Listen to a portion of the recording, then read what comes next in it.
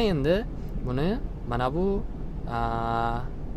ota qismi ul bo'lsin, ul positioni relativ beriladigan bo'lsa, fixedmi qaysidir statikdan boshqa har qanday qaysidir beriladigan bo'lsa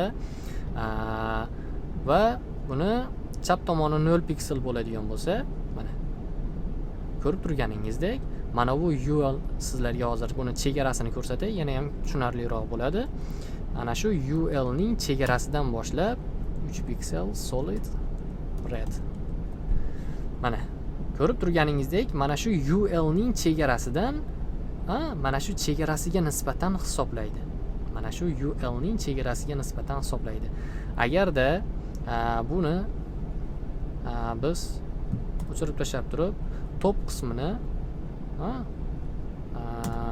0 piksel beradigan bo'lsak, mana ko'rib turganingizdek, mana bu ul ning chegarasini mana bu ichki qavati, ichki ko'rinishda mana shu ichki qavatining chegarasiga borib to'xtaydi va mana bu yerda left beradigan bo'lsak 0 piksel, mana bu chap tomondagi devordan mana ichki, mana bu devorning chegaraning ichki qismidan mana 0 piksel joy tashlayapti, ya'ni bunga yopishib qolyapti.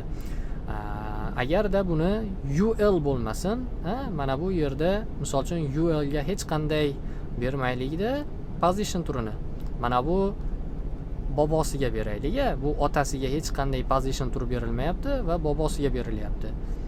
Xo'p, mana endi mana bu bobosiga nisbatan, bobosining chegaralariga nisbatan mana shu joylashuv tartibi beriladi. Mana shu absolyutning ishlash tartibi.